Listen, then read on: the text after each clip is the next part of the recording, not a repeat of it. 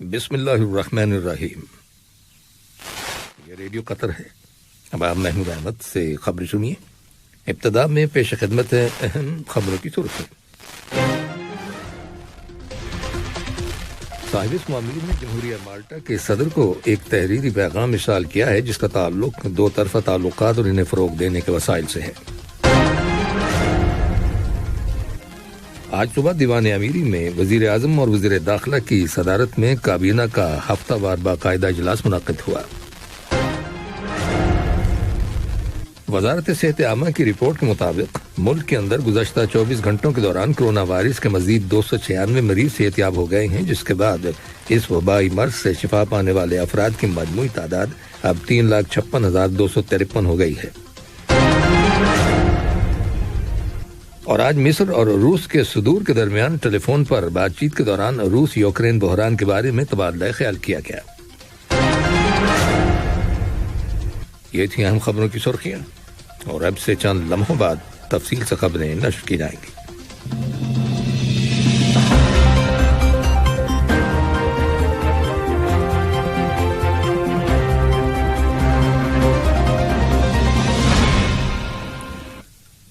لیجیے اب آپ تفصیل سے خبریں سنیے۔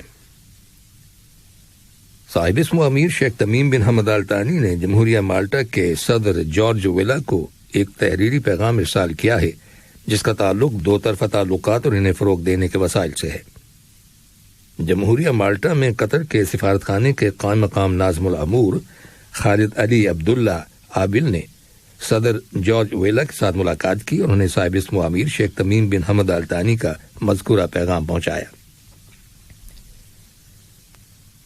دیوان امیری میں آج صبح وزیر اعظم اور وزیر داخلہ شیخ خالد بن خلیفہ بن عبدالعزیز آل ثانی کی صدارت میں کابینہ کا ہفتہ وار باقاعدہ اجلاس منعقد ہوا۔ اجلاس کے آغاز میں کابینہ نے وزیر صحت ڈاکٹر حنان محمد الکواری کی جانب سے ملک کے اندر کرونا وائرس کے پھیلاؤ کو محدود کرنے کے لیے تازہ ترین ڈیولپمنٹ کے بارے میں دی گئی بریفنگ کو سنا۔ ملک میں کووڈ-19 سے متعلق پابندیوں کو بتدریج ختم کرنے کے منصوبے کے حوالے سے سپریم کمیٹی برائے کرائسس مینجمنٹ کی رپورٹ کا جائزہ لیا گیا۔ کابینہ نے کرونا وائرس کے پھیلاؤ کو روکنے کے لیے نافذ کی گئی کچھ پابندیوں میں نرمی کرنے کا فیصلہ بھی کیا، جس پر بروز ہفتہ 12 مارچ سے عمل درآمد ہوگا۔ وزیر مملکت برائے انرجی امور سعد بن شرید الکعبی نے آج صبح ہیوسٹن ٹیکساس میں برطانیہ کے وزیر انرجی اور ماحولیاتی تبدیلی گریگ ہینڈس کے ساتھ ملاقات کی۔ اس سے پہلے انہوں نے امریکہ کی وزیر انرجی جینیفر گرینہام کے ساتھ ملاقات کی تھی۔ ان دونوں ملاقاتوں میں قطر کے امریکہ اور برطانیہ کے ساتھ انرجی کے شعبے میں دو طرفہ تعلقات اور انہیں فروغ دینے کے وسائل کے بارے میں تبادلہ خیال کیا گیا۔ وزیر مملکت برائے انرجی امور اس وقت امریکہ کے دورے پر ہیں۔ معاون وزیر خارجہ لولوا بنت راشد الخاطر سے قطر میں یوکرین کے سفیر اینڈرے کوسمینکو نے ملاقات کی ہے، جس میں یوکرین کی تازہ ترین صورتحال، خاص طور پر وہاں پر جاری فوجی آپریشن کے حوالے سے تبادلہ خیال کیا گیا اور یوکرین کے عوام کو انسانی امداد فراہم کرنے کے طریقوں پر غور کیا۔ قطر کی شورا کونسل نے دبئی میں فیڈرل نیشنل کونسل FNC کی میزبانی میں بحیرہ روم کی پارلیمانی اسمبلی پیم کے 16ویں اجلاس میں شرکت کی ہے۔ اجلاس میں شریک قطر کے وفد کی قیادت عبداللہ بن نصیر بن ترکی الصبئی نے کی۔ اس 2 روزہ اجلاس میں بحیرہ روم اور شمالی افریقہ سے متعلق متعدد ترجیحی موضوعات پر غور و خوض ہوگا، جن میں خطے میں سیاسی اور سیکیورٹی ڈیولپمنٹ، دہشت گردی کے بڑھتے ہوئے خطرے، اقتصادی تعاون، کاروباری سہولت، موسمیاتی تبدیلی، نقل مکانی کی گورننس اور تعلیم کے موضوعات شامل ہیں۔ آج دوحہ میں لخویہ فورس کے زیر اہتمام international search and rescue advisory group INSARAG کے رہنماؤں کا اجلاس شروع ہو گیا، جو 3 دن تک جاری رہے گا۔ اس اجلاس میں دنیا کے 33 ممالک کے نمائندے شرکت کر رہے ہیں۔ اجلاس کا مقصد انٹرنیشنل سرچ اینڈ ریسکیو ٹیموں کے درمیان مؤثر رابطے کو بڑھانا، بہترین پریکٹسز اور تجربات کا تبادلہ کرنا، آفات سے نمٹنے سے متعلق صلاحیتوں کے لیے متحد گلوبل سٹینڈرڈز کو ڈیولپ کرنے کے طریقہ کار کی نشاندہی کرنا اور قدرتی اور غیر فطری خطرات سے 2-4 ممالک کی کوششوں کو سپورٹ کرنا ہے۔ اجلاس کے افتتاحی سیشن کے دوران تقریر کرتے ہوئے لغویہ قانونی امور کے شعبے کے سربراہ بریگیڈیئر جنرل ابراہیم خلیل المہنادی نے کہا کہ ریاست قطر نے سن 2014 کے اجلاس کے بعد دوسری بار انسرگ اجلاس کی میزبانی کی ہے، جس سے یہ پتہ چلتا ہے کہ قطر اپنی دانشمندانہ قیادت کے تحت دنیا میں بڑھتی ہوئی انسانی ضروریات کو پورا کرنے کے لیے تعاون میں دلچسپی رکھتا ہے۔ انہوں نے مزید کہا کہ قطر ان اولین ممالک میں سے ایک ہے جس نے اقوام متحدہ کے رابطہ آفس برائے انسانی امور اوکا کے ساتھ تعاون کیا تاکہ اقوام متحدہ کے بین الاقوامی پروگراموں پر عمل درآمد کرنے اور ان مختلف ممالک کو انسانی امداد فراہم کرنے کے قابل بنایا جا سکے جنہیں اپنے ترقیاتی منصوبوں کو عملی جامہ پہنانے کے معاملے میں مختلف چیلنجز کا سامنا ہے۔ Qatar international search and rescue group سن 2004 میں قائم کیا گیا تھا اور 1 سال بعد ہی اس نے بیرون ملک اپنی سرگرمیاں شروع کر دی تھی اور 60 مختلف آپریشنز میں حصہ لیا۔ قطر انٹرنیشنل زرعی اور ماحولیاتی نمائش 2022 کل دوحہ کے ایگزیبیشن اینڈ کنونشن سینٹر میں شروع ہو رہی ہے۔ یہ 5 روزہ نمائش سوائے جمعے کے دن کے صبح 9 بجے سے رات 10 بجے تک ہوگی۔ جمعے کے روز نمائش دوپہر 2 بجے شروع ہوگی۔ اس نمائش میں مقامی اور تقریباً 50 ممالک کی 650 سے زیادہ کمپنیاں قطر میں اپنے سفارت خانوں اور کمرشل آفیسز کی وساطت سے حصہ لے رہی ہیں۔ اس نمائش کے موقع پر پبلک اور پرائیویٹ سیکٹر سے تعلق رکھنے والے اداروں اور کمپنیوں کے مابین زراعت اور ماحولیات کے شعبوں میں تعاون کی مفاہمتی یادداشتوں اور سمجھوتوں پر دستخط کیے جائیں گے۔ یہ خبریں ریڈیو قطر سے نشر کی جا رہی ہیں۔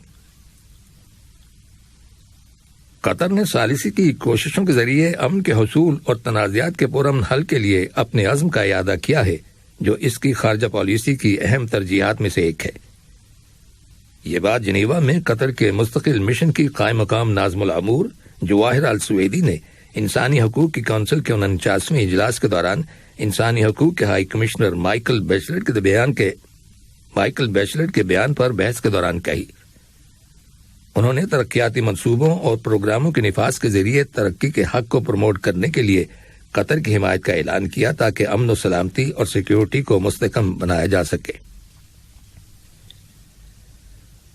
قطر نے مقبوضہ بیت المقدس میں اسرائیلی جارحانہ کارروائیوں کو روکنے کے لیے عرب وزارتی کمیٹی کی میٹنگ میں شرکت کی ہے، جو قاہرہ میں عرب لیگ کونسل کے 157ویں باقاعدہ اجلاس کے موقع پر منعقد ہوئی۔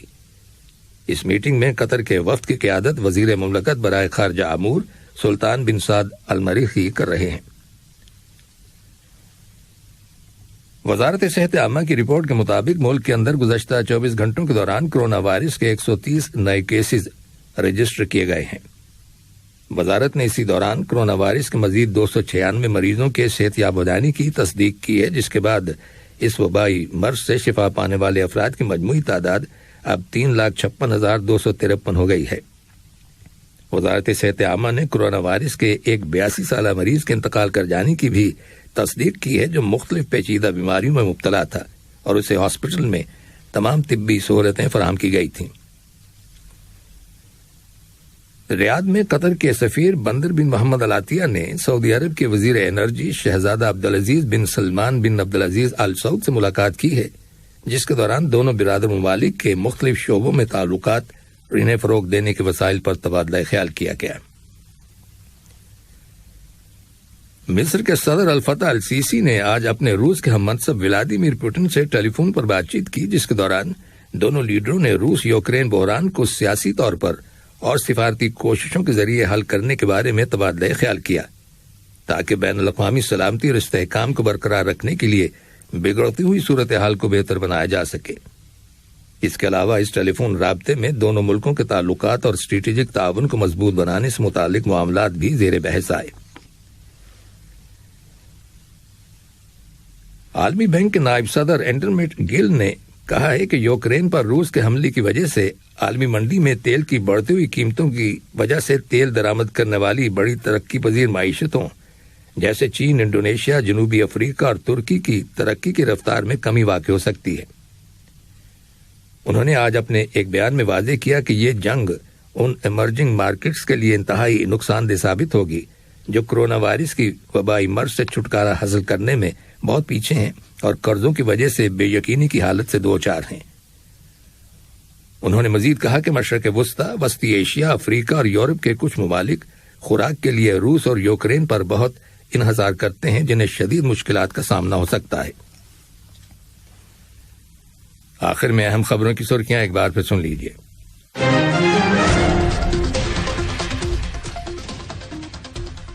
صاحب اسم امیر نے جمہوریہ مالٹا کے صدر کو ایک تحریری پیغام ارسال کیا ہے جس کا تعلق دو طرفہ تعلقات اور انہیں فروغ دینے کے وسائل سے ہے۔ آج صبح دیوان امیری میں وزیر اعظم اور وزیر داخلہ کی صدارت میں کابینہ کا ہفتہ وار باقاعدہ اجلاس منعقد ہوا۔ وزارت صحت عامہ کی رپورٹ کے مطابق ملک کے اندر گزشتہ 24 گھنٹوں کے دوران کرونا وائرس کے مزید 296 مریض صحتیاب ہو گئے ہیں، جس کے بعد اس وبائی مرض سے شفا پانے والے افراد کی مجموعی تعداد اب 3,56,253 ہو گئی ہے۔ اور آج مصر اور روس کے صدور کے درمیان ٹیلی فون پر بات چیت کے دوران روس یوکرین بحران کے بارے میں تبادلہ خیال کیا گیا۔ ریڈیو قطر سے خبروں کا آج کا دوسرا بلیٹن ختم ہوا۔ ہمارا اگلا بلیٹن صبح 9 بجے پیش کیا